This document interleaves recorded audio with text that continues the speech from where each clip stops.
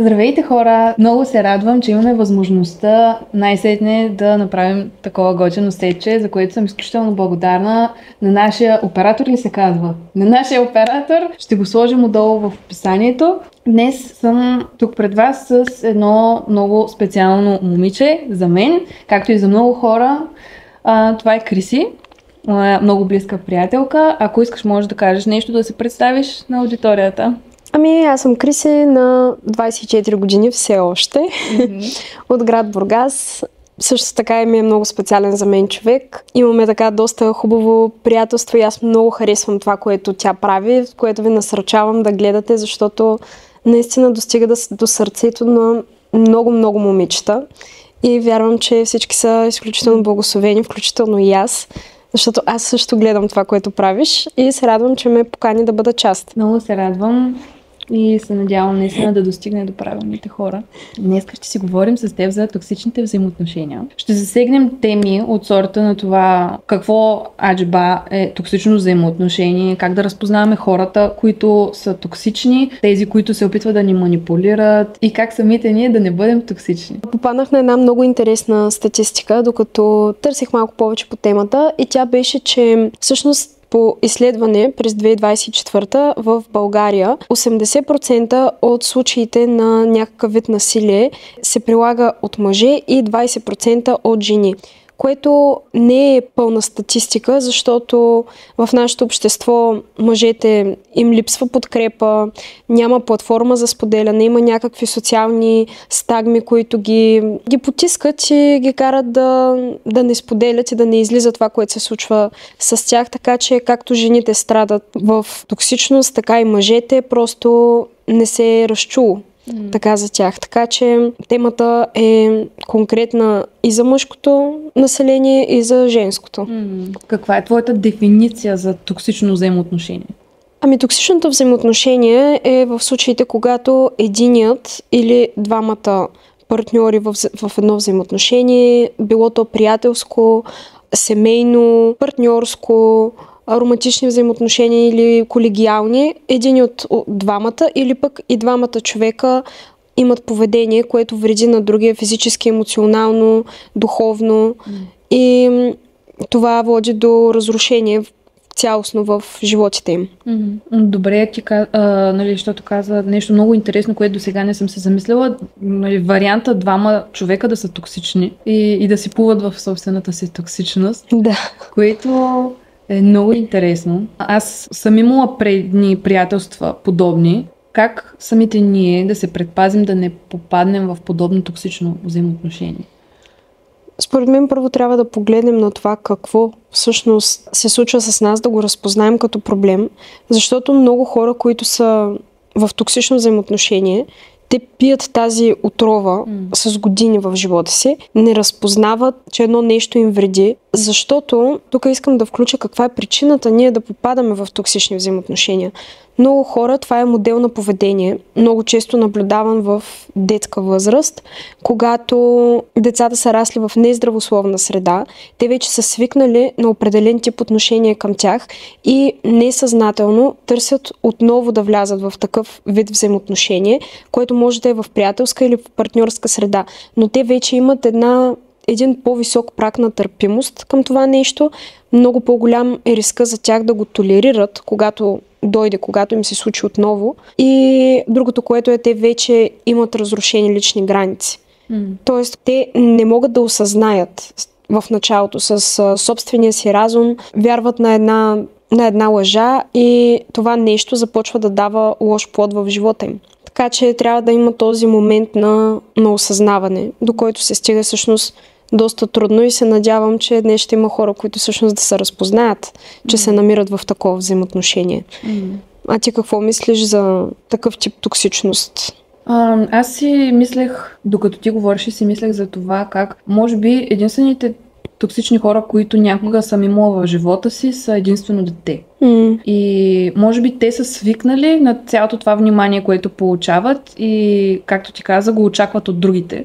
Да получават същото, което са получавали в къщи, което е доста интересно. Тук мога да вмъкна, че абсолютно на никой не сме длъжни. Ако ние не се чувстваме окей в дадено взаимоотношение, няма значение колко е дългогодишно, какъв е човека, дали се намира в общите ни среди. Според мен е напълно нормално да има ясна комуникация, ако ти не се чувстваш окей в дадено взаимоотношение, просто да го изговориш. Виж, аз не се чувствам окей. Ако човека пита защо, ще му кажеш това, това и това. Ако той тръгне да упорства, ти трябва да си отстояваш гледната точка, защото такъв тип хора много добре могат да манипулират. Това е чудесно, между другото, което каза. Ти трябва да отстояваш. Но това има един път, в който трябва да се изградят лични граници. Защото за да го отстоиш, ти трябва да си наясно с твоя капацитет на поемане. Защото има много хора, които нямат способността да кажат не или да, когато това нещо стои вътре в тях и са по-склонни да го потискат в себе си. И това, между другото, е идеалната среда да се развие токсично взаимоотношение.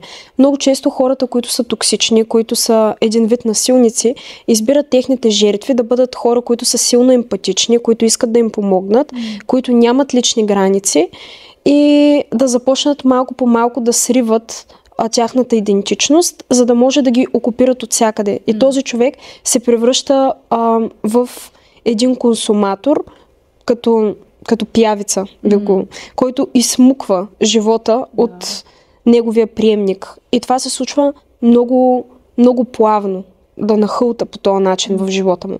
Можем да поговорим малко и за това. Да, можем да поговорим като цяло за това, че всеки един човек трябва да намери своята идентичност на първо място, за да може самия той да разбере какви са неговите граници. С какво той е окей, с какво не е окей, да има принципи, на които да се държи. Примерно, ако аз имам принципите да не лъжа или да не клюкарствам и някой човек тръгне, приятел мой, да клюкарства и аз не се чувствам окей с това, аз ще знам, не е окей, или го прекъсваме, или чао. Да. По същата логика, ако някой те кара да крадеш или да мамиш, пък ти не си окей с това, не можеш, просто защото нямаш силите да кажеш не, да го направиш. Това означава, че си човекоугодник. Добре, значи за сега поговорихме за това какво ни прави податливи на такова токсично взаимоотношение. Да. Тоест да отстояваме принципите си, да знаем идентичността си, която ние като вярващи, нали, разбира се, я намираме в Словото. И няма нищо по-хубаво от това да знаеш идентичността си от този, който те е направил. Да. Реално. Добре, можем сега да разгледаме този случай, в който дълги години си бил приятел с даден човек и идва момент, в който осъзнаваш, че нещата не са много окей. Какво според теб можем да правим тогава? Както при приятелства, така и при партньорства. Много често се наблюдава един психологически феномен, който се нарича травма бонд. Не всички са го чували. И когато аз за първи път попаднах на него, докато изследвах по-надълбоко специално психологическата, поведенческа терминология и така нататък, специфично когато има насилие, и попаднах на този термин, който всъщност представлява един цикъл, който можем да опишем като едно колело, в който има възходи, има и падения. В този цикъл въпросната жертва на насилника се върти в един постоянен стадий между травматично събитие, пълно потискане на идентичността, психически и емоционален тормоз и вече когато е срината напълно, насилващия подава към жертвата си подаръци, извинения, нали, започва едно отново ухажване, което я издига отново на върха. И този цикъл, който се върти, защото когато вече си на върха, ти изпитваш една радост, нали, несравнима, че си излязъл от това положение, че са се оправили нещата и отново си на дъното. И това се получава между цикъла на травмата и медения месец. И когато човека се върти в това колело, той става емоционално зависим.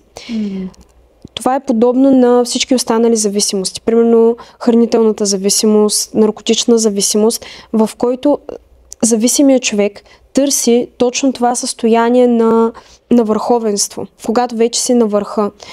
когато всичко е прекрасно и започва да прави всичко възможно, за да угоди на насилника. Вярва на неща, които са подадени към него. Примерно, че насилващия е реагирал по този начин, защото ти си направил нещо. Мисля, че ти си виновен. Да.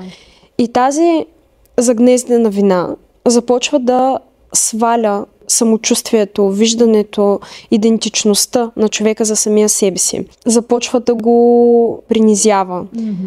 В един момент той започва да се вижда като лошия герой, а другия като този, който едва ли не го спасява. Добре, че е той да му прости, добре, че е той да му помогне, нали, да излезе от това състояние, за което, разбира се, жертвата е виновна. И много често в обществото, когато се излезе навън, ние започваме да обвиняваме жертвите, а не насилниците. Защото навън хората са тотално различни. Много често жертвите на този цикъл са потиснати. В един момент се отдалечават от социалния им кръг, от приятелския им кръг, защото в един момент хората ще видят, че ти имаш някакъв проблем, а ти не искаш другите да видят. И това нещо започва да дава физически резултат, идват здравословни проблеми. Нали, даже можем да го обясним като ние сме създадени от дух, душа и тяло. Ние сме неразделена част от това нещо. И когато си болен в душата, това ти се отразява и на тялото. Когато си болен на тялото, отразява ти се на душата. Съответно и духът ти страда. Тоест цялото същество е потиснато и си в този кръг на зависимост, в който ти дори не можеш да разбереш какво се случва. Тези хора живеят в срам, в вина, в неразбиране от обществото. Много често приятелите им спират да ги търсят, защото си мислят, че са се надули или че си избрал партньора си, а тях си ги зарязал и в един момент те остават напълно сами. Ако говорим за приятелство, а не, нали, връзка между мъж и жена, си давам сметка, че това best friends е тъпо. Защото реално това, което се случва, е, че вие се отделяте от света, от всички останали и само вашето мнение ви е важно, което, разбира се, е много, бих казала, много е тънък леда. Много е тънък леда, защото за тебе единствено мнението на другия човек е важно, а понякога то не винаги е правилното мнение. И много интересно нещо, което ми направи впечатление, когато го каза, беше за това да ти принизява самочувствието и след това да ти го въздига. Да. На мене ми се е случвало в конкретни ситуации, чрез шегички, така, да ме принизят, което е отвратително, защото, нали, едва ли не те кара да се чувстваш като... нали, буквално те кара да се чувстваш принизен. Все едно ти не заслужаваш да кажеш каквото и да е. Даже аз и до ден днешен си имам разни притеснения, как ще си го изкажа, за да не прозвучи глупаво. А реално истината е, че нали, всеки си има някакъв вид притеснения, всеки преминава през нещо подобно на теб или на мен. Да. Нали. И особено ако има, нали, в момента, ако видя някой, който се шегува по много гаден начин, тънко така да ме накара да се почувствам гадно, със сигурност бих страняла. Да, а говорейки вече за взаимоотношения между мъж и жена, аз лично не съм имала такова взаимоотношение, но съм гледала просто по филмите как ги карат да се чувстват нищожно. Точно както ти казвам. Да. Много интересно. Аз в предишна опитност съм била в токсични взаимоотношения, както в приятелски, така и в партньорски, заради факта, че аз не съм разпознавала лични граници. Тоест, винаги съм емпатизирала на другия, както казах, нали, даваш вид на страдащия и в стремежа си да искам да помогна на някой, съм се озовавала именно в позицията на потисничество, така да се каже. И това е много, много често срещано при хора, които са чувствителни, емпатизиращи. Много лесно може някой да ги хване в точно това, да имат нужда едва ли не ти да ги спасяваш, като вкарват всичките си негативни черти и комплекси върху теб. За да не се чувстват те зле, вкарват всичките си слабости отгоре ти. Примерно аз имам комплекси за външния си вид. Следователно, давам това нещо отгоре ти и ти трябва да направиш всичко, за да може аз да се чувствам добре. Аз ще ревнувам, ако ти имаш взаимоотношения с някой друг, ще се ядосвам, че ако не ми обръщаш внимание, защото тези комплекси са вътре в мене. Примерно, аз ще си мисля, че ти не ми обръщаш внимание, защото аз днеска не изглеждам добре. Или ти няма да ми обръщаш внимание, защото си намерила други приятели. И всичките слабости, които има насилника, той ги изпраща към другия, като го обвинява в нещата, които самия той прави. И човека, който е толкова емпатичен, ще започне да влиза в свръхобяснение. Не е така, аз искам да ти помогна, истината е такава и такава, нали, ти си най-ценният за мен. И се почва едно свръхобяснение. И в този момент ти разбираш, че определено поведение, което ти правиш, кара другия да се чувства зле. Подсъзнателно ти започваш да се ограбваш себе си, личният ти мир, взаимоотношенията ти с хората, за да не нараниш другия. И малко по малко ти сваляш личните си граници. Именно защото другия го играе жертва. Да. Или онези случаи, в които просто човекът те обвинява и ти изкарва наистина логични доводи, които на те просто ти е трудно да дадеш реално обяснение за тях. Много често хората, които са потискащи в едно взаимоотношение, са доста добри в думите. Защото ти не си единственият човек, върху когото прилагат някаква манипулация. Това е бил кръг, който се е повтарял и в други взаимоотношения. Между другото, много често, това е като психологически феномен, такива хора са по-единаци. Виждаш, че те нямат много приятели, хората странят от тях и ти си казваш: аз ще го спася този човек, нали? Аз ще му бъда приятел. И в един момент разбираш защо всъщност се е случило това нещо. И е много е опасно, когато не разпознаеш момента, в който ти не можеш да помогнеш на някой, защото ти не си Господ. Тоест, другия в един момент едва ли не те прави като идол, ти да му спасяваш живота, или ти правиш, зависи в коя позиция си. Ако си в позицията на насилника, черпиш от другия. Тоест, правиш него като източник на твоите сили, енергия и някой да те кара теб да се чувства добре, като си му смазал границите. А в позицията на жертвата е това да поставиш другия на пиедестал. Целият ти свят да се върчи около него и забравяш всъщност кой е в контрол на нещата. Да. Това е, нали, бих казала, че най-вече хората, които не са срещнали Бог, имат как да го кажа, слабостта да попаднат в тази клопка, защото тяхната стойност, те се извличат от хората. От външни фактори. Точно така. И именно затова е много важно да бъдем емоционално интелигентни, да започнем да разпознаваме емоциите си. Даже не случайно съм сложила тази книга Чувствата. Наистина тази книга, не знам, чувала си? Не съм. Трябва да я прочетеш. Уникална е.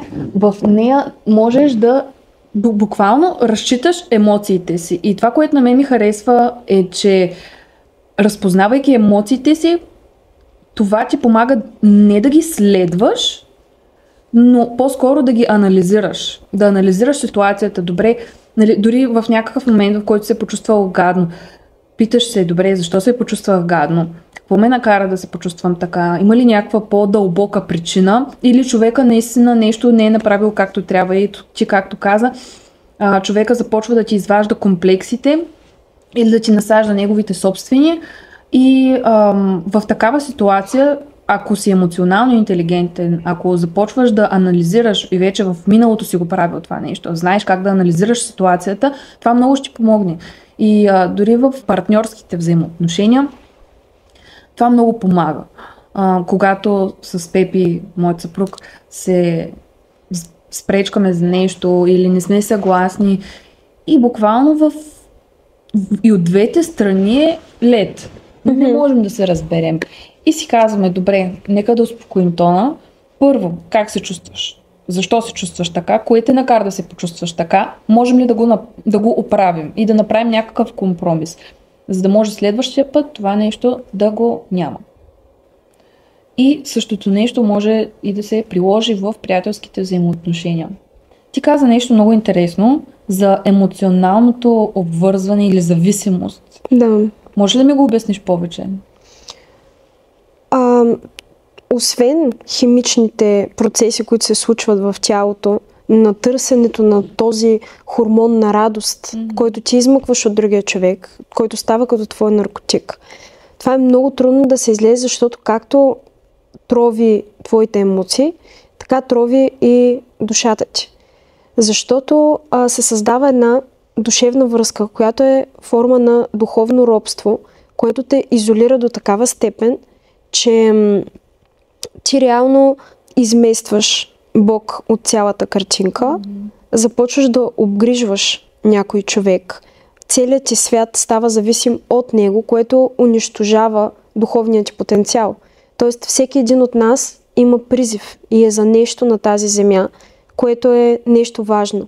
Обаче тези лъжи, в които в един момент ние се затваряме и вкопчваме в тези токсични взаимоотношения, до такава степен изместват призива ни, че нечий друг живот става наш център, ние да го обгрижваме, ние да го захранваме и се поражда едно чувство на аз не мога да си тръгна от този човек.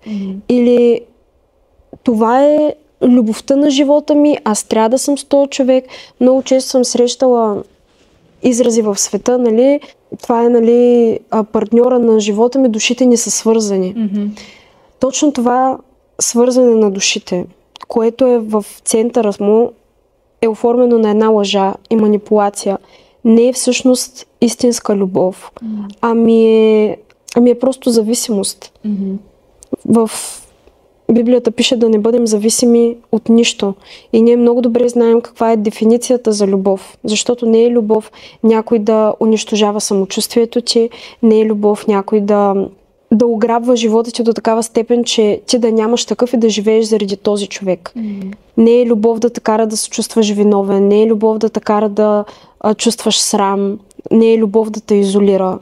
И именно тази душевна връзка се случва много често, когато се престъпят, например, личните граници, когато бъдеш интимен с някой, примерно преди брачни взаимоотношения, за което аз съм забелязала, че доста добре го обясняваш и говориш за това, което е много важно, защото в словото пише, че когато си в заветни взаимоотношения с някой, вие ставате едно. Тоест, ти вече си свързан към този човек, обаче ако си свързан към една връзка носеща лъжа, срам, вина, тормоз, тоест в един момент ти си в абсолютен затвор.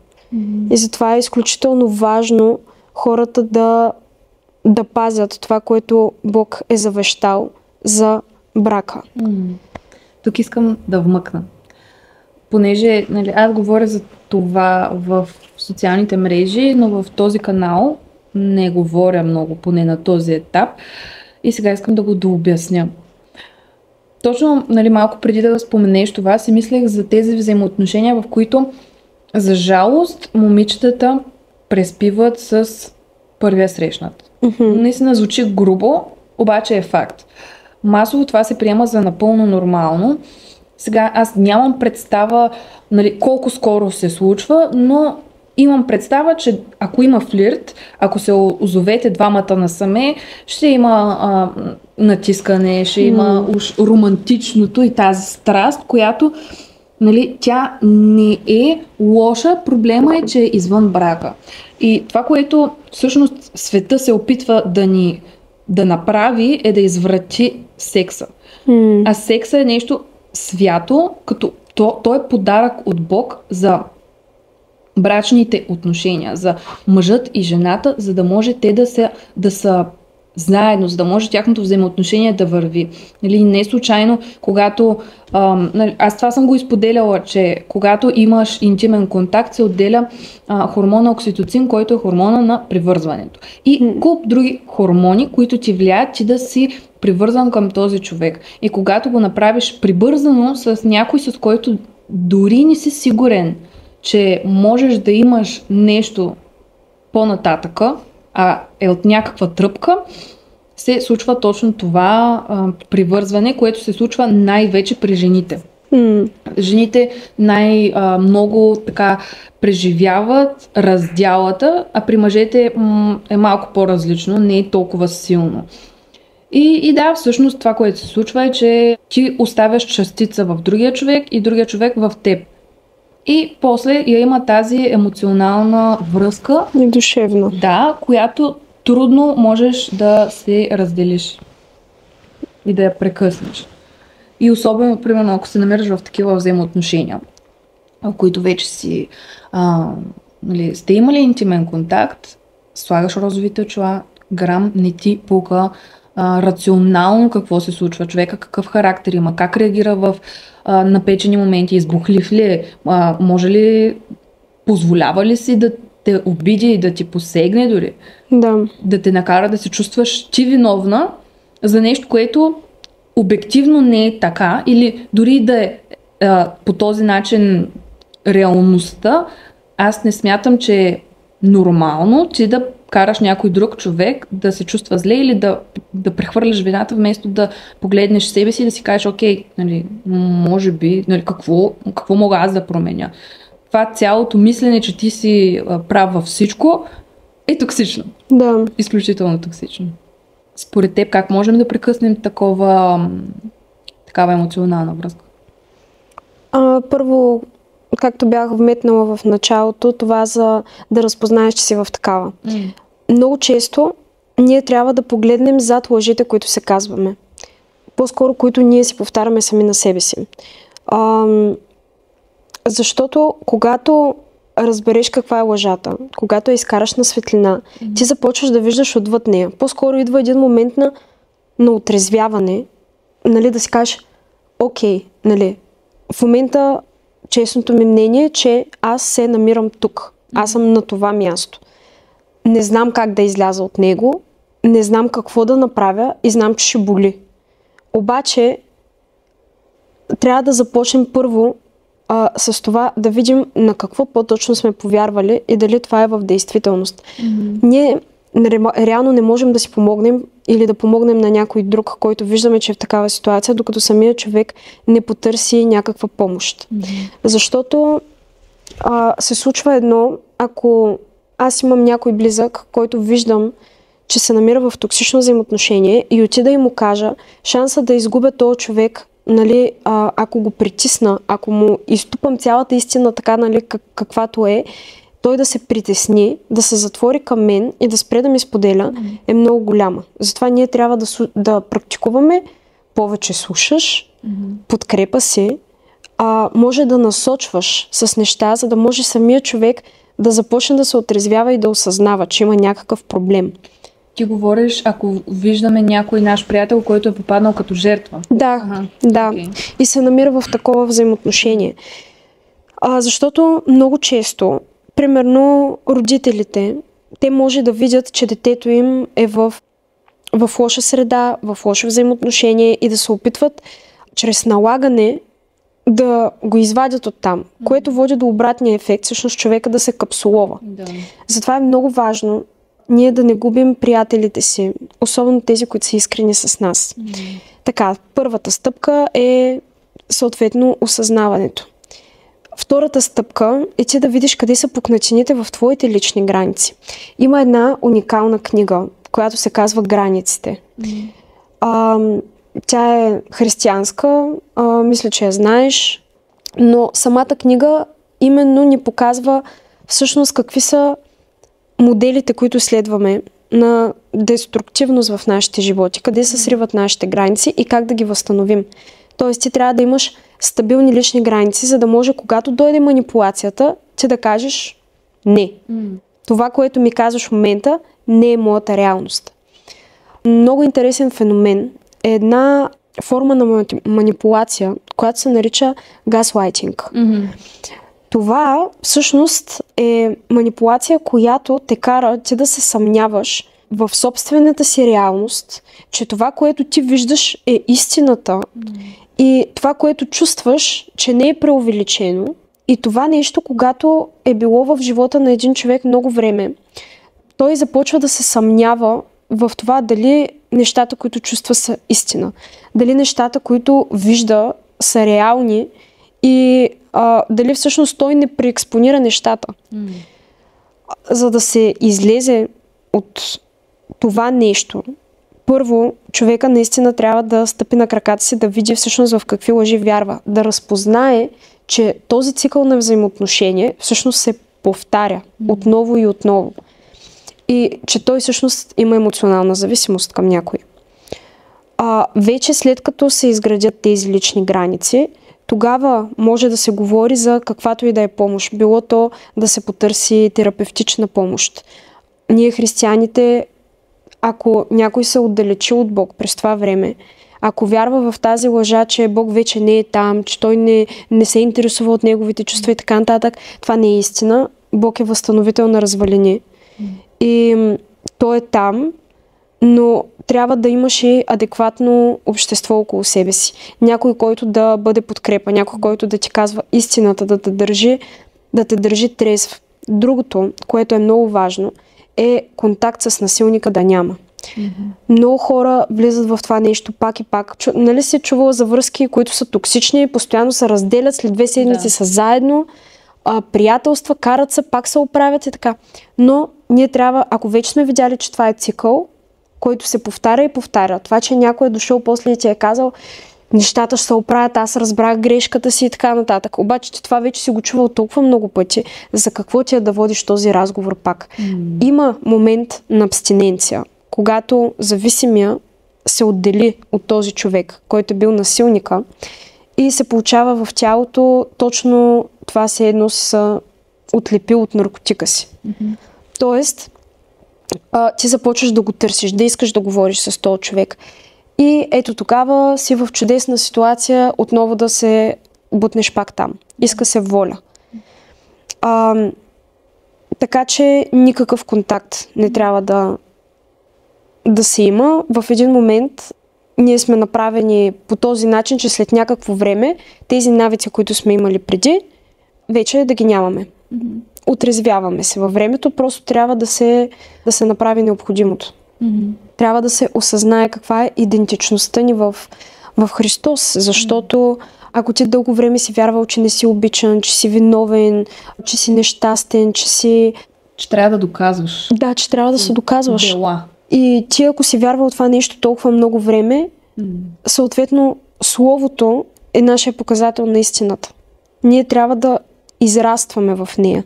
Всъщност, кои сме ние, колко сме важни за Бог, колко Той ни обича, как това, че този токсичен човек си е тръгнал, не означава, че ние никога повече няма да сме щастливи, няма да имаме такъв най-добър приятел, няма да имаме такъв любим човек. Това е само една единствена лъжа, внедрена от насилника.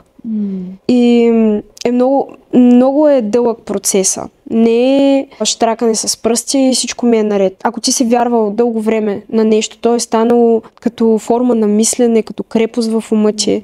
И за да бъде съборено, наистина се изисква работа. Обаче в края на тунела, тая свобода, която ни е обещана в Христос, никой не може да я вземе. Така че...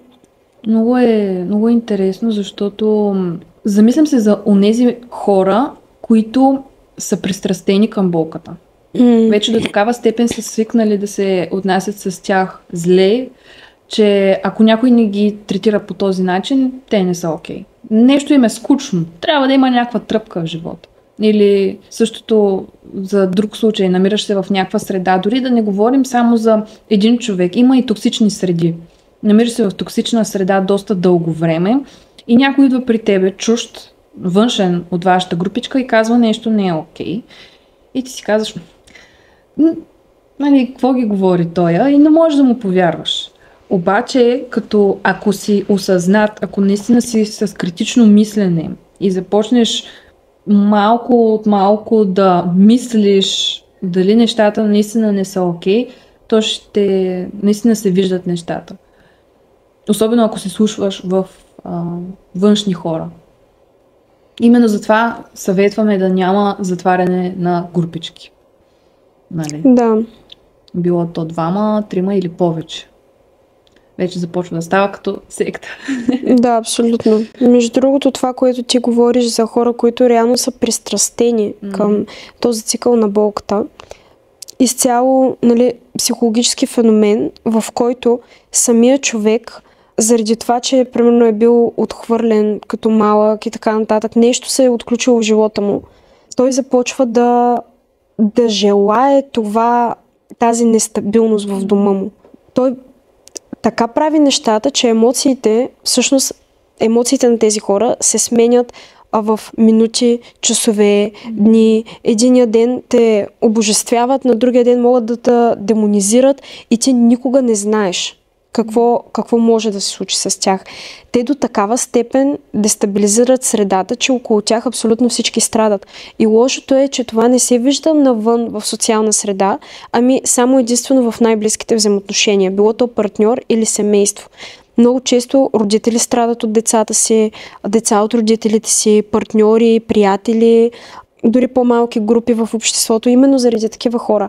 И ето там идва момента, че човек трябва да иска да работи по това, самия той да разпознава, че има такъв проблем. И хората трябва да разпознават проблем и да се опитват да работят по него, а не да си кажат: не искам да се променям, всички да се оправят около мене. Което важи и за жертвата, нали, в кавички, и за насилника. Защото и двете страни страдат в крайна сметка. Това да си постоянно на ръба и постоянно да имаш нужда да черпиш от някой своето виждане за себе си е изтощително. Тези хора също имат нужда от Божията любов. Да. Но не и да се вкопчат за човек и някой да ги вади оттам. Да.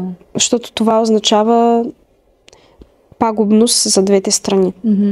Даже казвайки го това, се сещам за онзи сценарий, в който жените често си падат по лошото момче. Или дори в ситуации, в които ти виждаш някое момиче, което виждаш, че не е окей, и си казваш: аз ще ти помогна, ще я променя. Значи такова нещо ще го променя или ще я променя, има го до някаква степен. Но бих казала, че това е, може би, малко опасно. Да си мислиш, че ти самия, както ти каза, че не си Господ, не можеш да го промениш. Единството, което можеш да направиш, е да му дадеш любов. Но вече, нали, пак говорим за това, че трябва да си емоционално, да можеш да разпознаваш емоционалните състояния, да си интелигентен в тази област, за да може да разпознаваш кога някой те манипулира. Да. И също така, че не си личният терапевт на някой. Не си му изтривалка. Но въпросът е, че има един период, в който ти трябва да се възстановиш, а не да влизаш в поредното взаимоотношение, което да те източва или ти да източваш някой човек. Защото става, нали, взаимно насочени оръжия, което е изключително лош вариант. Това, което ти каза всъщност за това, където по филмите гледаме как момичето си пада по лошото момче, нали? Не мислиш ли, че до голяма степен това е проблем в нашето общество? Да ни е наседено от книги, от филми, това ти да търсиш точно тази тръпка. Това да е нещото, което виждаш и да заформи грешното ти виждане за това какво представлява любовта. Да. Аз имам мнение по въпроса. По принцип, на мене ми харесват романтичните филми, но навлезем ли в... Защото има няколко различни видове романтични филми. И тези, които аз не гледам, са тези, в които, да речем, има голи сцени. Това няма смисъл да се коментира. От заглавието можеш да видиш каквото и да е афера. Или бившата. Или нещо такова свързано с изневерие. Да. Такива филми аз не гледам. И съм забелязала, Защото, нали, и аз не съм безгрешна. Попадала съм на някакви филми, в които много ме кефи тази концепция. Нали, той е лошото момче, среща се с... нали, не му е позволено да има взаимоотношение с дъщерята на шефа, примерно. Обаче се влюбват и той се променя. Обаче това, което аз забелязвам е, че момчето все още си остава нестабилно и гледайки в реалния живот, няма как той да ти бъде... няма как да можеш да разчиташ на него за семейство и деца. И съм забелязвала, че когато гледам подобни филми, на моменти аз имам същото очакване към моя съпруг. И си казвам, това не е нормално. До такава степен да свикваш с тази реалност. Или примерно с целувките във филма. Примерно двама човека имат симпатия един към друг и се случва някаква много готина ситуация, в която просто трябва да се целуват и аз много се кефя. Обаче се кефя в рамките на филма, защото това е филм, но в реалността е тотално различно. Да. И това убива романтиката в здравите и дългите взаимоотношения. Ти си казваш, от гледната точка на жена, мъжа ми не е толкова романтичен, той не ми подарява 100 рози, което, нали, за мен е напълно фалшиво като представа. Да. Защото, примерно, една роза колко ти е 5 лева или зависи от розата. Представи си колко пари са това. Аз съм по-склонна, вместо да получа 50 или 100 рози, да отидем на някакво много готино място, да си създадем спомени или да си купим нещо за вкъщи, което да е трайно. Но вече говорим тук за романтика. И в моментите, в които аз забелязвам, че виждам повече негативите, отколкото позитивите на моя партньор, се опитвам да променя нещата. Нали? Осъзнавам се първото, което е какво се случва, защото ако започнеш да се дразниш прекалено много на човека, това означава, че ти виждаш само негативите. Затова е хубаво да си припомниш позитивите и да се научиш как да работиш с тях. Ако ти имаш нужда от нещо, комуникирай го. Много често се случва така, че жените са недоволни от това, че мъжа не ги разбере, че не е достатъчно романтичен, обаче това е реалността. Мъжете са различни и имат нужда понякога от малко подсещане. Те не могат да четат умовете, колкото и да не се иска. Но да речем, ако аз имам нужда от повече романтика, ще кажа на моя мъж, не искам да ми вземеш това и това, ами по-скоро ще му кажа, искам да ме изненадаш с нещо романтично. Ти избирай. За да може да има малко креативна дейност. Да. Ти определено, нали, посочваш модел вече на здравословно взаимоотношение, когато има комуникация, когато има любов, когато има разбиране. Днеска чух нещо, което много ми хареса на един проповедник, дори по темата така сутрешно, че ти реално можеш да се влюбиш в почти всеки. Това е химия, това е привличане. Зависи в какъв период си в живота, какви са ти емоционалните нужди, ти можеш да се влюбиш в почти всеки. Обаче не със всеки можеш да вървиш в любов, което е реалната цел. Всъщност не да вървиш в една химия, защото тя в един момент ще падне и истинското лице на болката ще се покаже, но да вървиш в здравословната любов, където има комуникация, където има разбиране, където има милост, където има вяра в другия човек, където липсва тази ревност, това задушаване, тази изолация. Където ти казваш да може заедно да творите спомени, просто да разцъфваш около някой. Защото в един момент другата страна на монетата е това емоционално ограбване, физическо ограбване, всички проблеми, които възникват там. И много се радвам за това, което правиш, за да покажеш на младите момичета, че всъщност здравословното взаимоотношение има красиво лице. И тази концепция, която ти насажда света, любовта боли. Моля ви, не вярвайте на тази лъжа. Просто любовта не боли.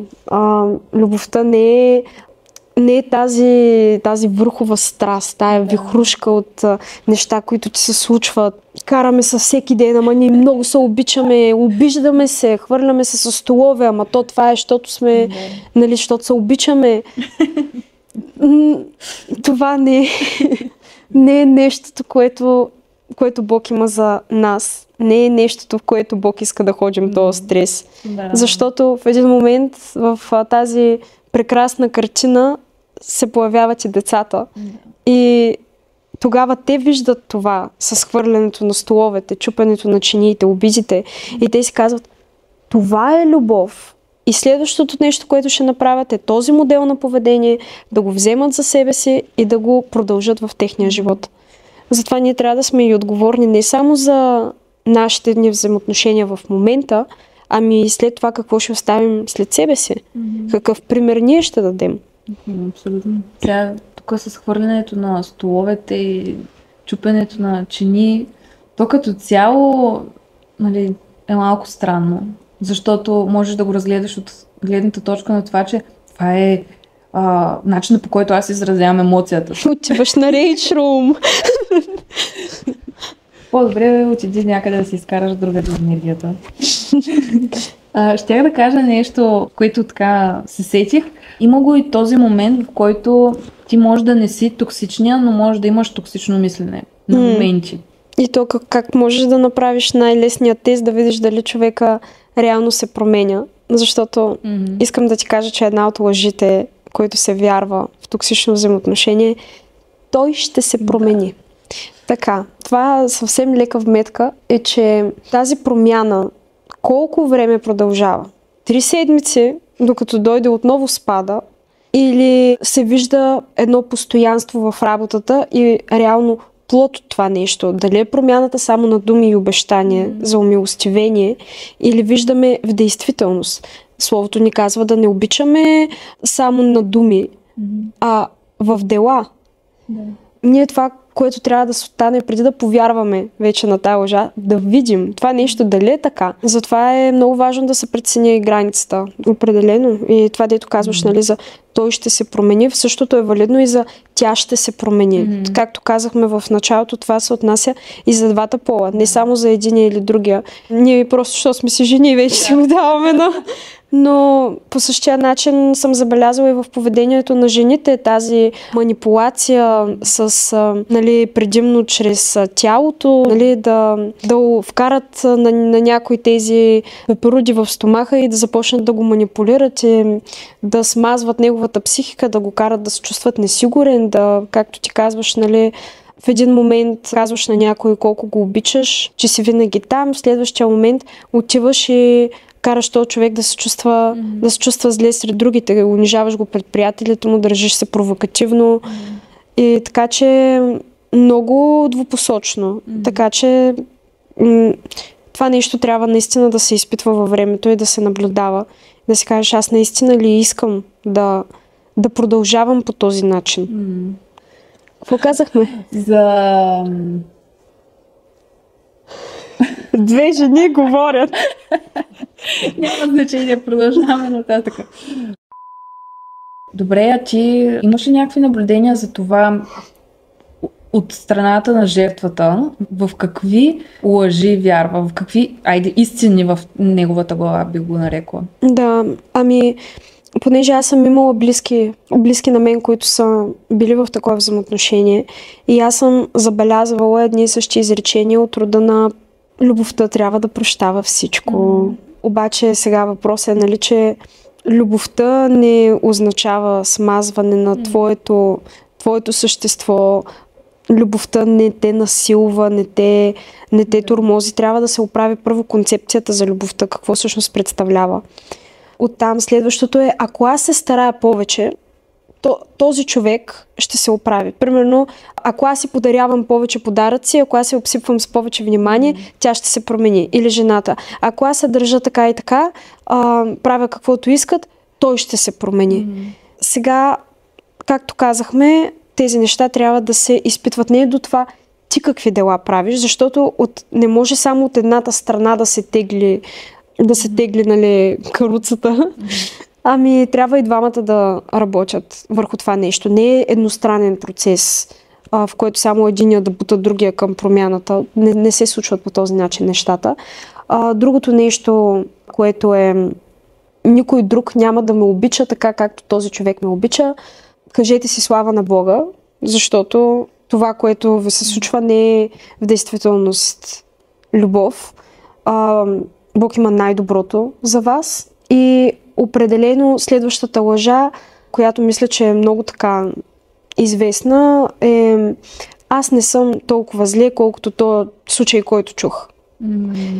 Сравнението с други ситуации, за които ти си чул. Примерно една жена или мъж, които се намират в психическо насилие, се сравняват с някой, който е обект на физическо насилие.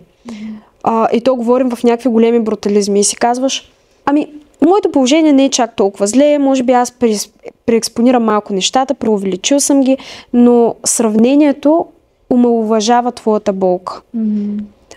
Всяка една ситуация е различна и това, че някой е физически наранен, не означава, че психическото насилие не оказва много по-голяма вреда на теб самия.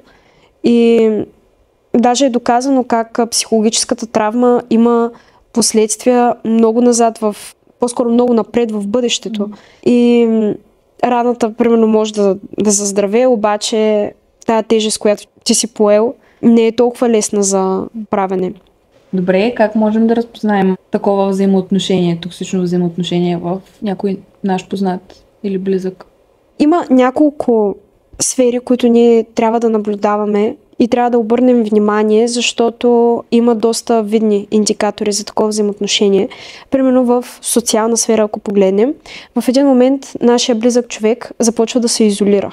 Започва да споделя все по-малко. Определени сфери, за които преди е говорил, вече стеснява кръга. Виждаме, че самия той започва да губи самочувствие, да повтаря, че е виновен за нещо. Да. Забелязваме едно чувство за вина. Виждаме здравословни проблеми, които се появяват. Например, проблеми с съня. Разлика в апетита. Понякога панически състояния, тревожни разстройства започват да излизат. Забелязваме как човека е станал доста по-нервен, понякога може да избухва, като цяло целият му вътрешен свят да се бунтува и това да се отразява на физическото му тяло. Вече виждаме как от психологическа страна започва да оправдава насилващия го, да му търси оправдания за всяко нещо. Как това, което е направил, е така, ама защото и вече адвокатския лист е готов. Може да изглежда така, сякаш всъщност неговия партньор е много по-харизматичен, по-весел, докато нашия приятел, който допреди това е бил по този начин, го виждаме смачкан. И определено тези неща в един момент се проличават. Особено това с оттеглянето и изолацията. Понеже насилника много често не иска да има някой, който ще каже истината на този човек. Не иска да има някой, който едва ли не може да им се натрапи във взаимоотношенията. Може дори да каже, ти не споделяй това, защото този ти завижда. Или този иска да ни раздели. Или каквато и да е форма на манипулация. И е много важно наистина да не губим приятелския си кръг. Ако виждаме, че някой изпитва това нещо, просто да бъдем там, не да го потискаме и да му казваме, нали, ти трябва да направиш това, да. Може да сме прави, ама каква е файдата да сме прави, ако го правим без милост и без съобразяване с това, в което се намира другия човек? Можем да го изгубим тотално. И да, понякога хора, които изпадат в депресия, започват да занемаряват външния си вид.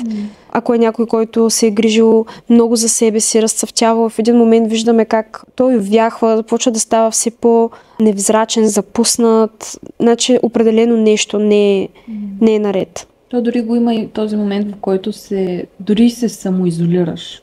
Да. Забелязвала съм го. По-добре са двама, отколкото един. Да. Защото обикновено хората, ние си знаем какво не е наред, проблема е, че не искаме да го променяме. Да. Да, и в тази връзка би било хубаво да споделим какъв е здравословният начин да излезеш от такова взаимоотношение. Защото, нали, поне аз от моя личен опит мога да кажа, че преди да направя такава раздяла, винаги съм го обмисляла.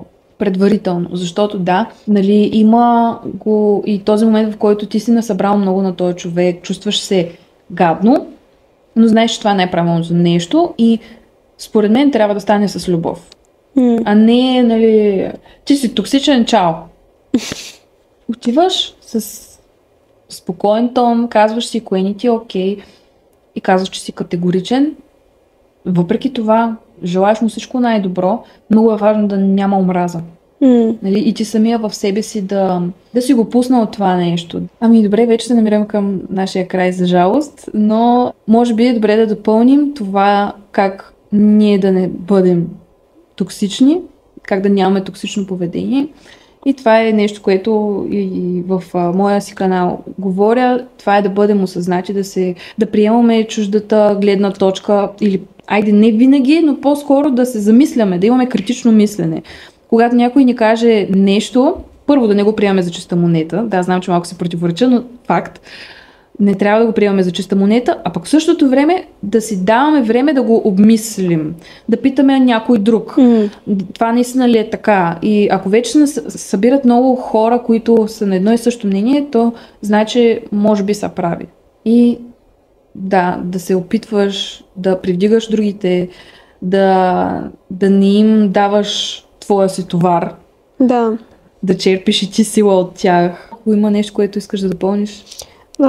Също така да знаеш как да уважаваш личните им граници. Да. Когато някой ти каже не, това означава не, ама само ако това. Да. А когато някой ти каже да, нали, приеми го за да. Да бъде да, не да бъде не. Всичко останало наистина не е окей. Много е важно, когато се намираме и от двете страни и в един момент дойде момента това взаимоотношение да се раздели, то е за добро и е важно всеки един да прости. Обаче ти самия носиш отговорност дали ти ще простиш, дали ти ще задържаш нещо към другия, защото това да дадеш на някой прошка е ти сам да излезеш от някакъв затвор. Но прошка не означава отново да се върнеш там, където си бил, а означава да поставиш точка и да обърнеш страницата наобратно. Със сигурност е трудно да се излезе от токсично взаимоотношение. Аз съм излизала от такъв тип трудност и наистина отнема време. Обаче с Бог това нещо е възможно, случва се по здравословен начин и след това, както казах, свободата, която имаш после, е несравнима. И всичкото това е един придобит опит, за който ти не бива да се чувстваш виновен. Ако дори да са минали 20 години и ти те първа да се измъкваш от такова нещо, това не означава, че всичките тия години са отишли на вятъра, че няма ново начало за тебе. Даже напротив, Бог ще те употреби да насърчаваш хора, които са те първа в това робство. И специално искам да се обърна към тези хора, които са се препознали в позицията на жертвата и да ви кажа, че това, през което преминавате или сте преминали, не ви прави слаби, не ви прави второ качество хора, не ви прави глупави, както много често хора, които не разбират, могат да кажат как този човек може да стои толкова време в това нещо. Но не всеки е бил толкова силен като вас да търпите и да давате безрезервно шансове. И именно точно тази отдаденост в сърцето, която имате, Бог ще употреби за нещо добро и че Той наистина ще възстанови това, което е било ограбено. Така че грабвайте новото начало и в която и позиция да се намирате те първо в това нещо или вече в момента на излизането. Просто докато се върви с Бог, всичко е възможно и Той възстановява нещата по нов начин.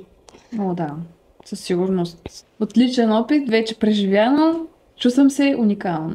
Наистина, много ми е добре, имам си даже много по-здравословни, много по-хубави взаимоотношения, в които ти се чувстваш добре, в безопасност и знаеш, че човека истински иска ти да си добре и да бъдеш най-добрата версия на себе си. По същия начин и аз лъжи, които съм си повтаряла в момента, когато съм извън от тях, взаимоотношенията ми са здравословни, взаимоотношения с мир, с любов, с радост. Така че това е нещо, което всеки един дръзнал да предприеме промяната, може да го постигне. А тези, които пък се намират или са се припознали в позицията на този, който е прилагал на някакъв тип насилие, не сте отписани, не сте зачеркнати от Бог, промяна винаги е възможна, осъзнайте къде е проблема и потърсете помощ и работете върху вашите граници и това, което Еми сподели за всъщност как да бъдем осъзнати. Да. И мисля, че това беше перфектния край. Така че много ти благодаря, че отдели от времето си и се надявам наистина, вярвам и знам, че този разговор ще бъде полезен на много, много хора. Много съм благодарна, че ме покани и вярваме за промяна наистина в много хора. Насърчена съм от теб. Продължавай същото дело, което си започнала. Много ти благодаря за насърчението и действаме напред.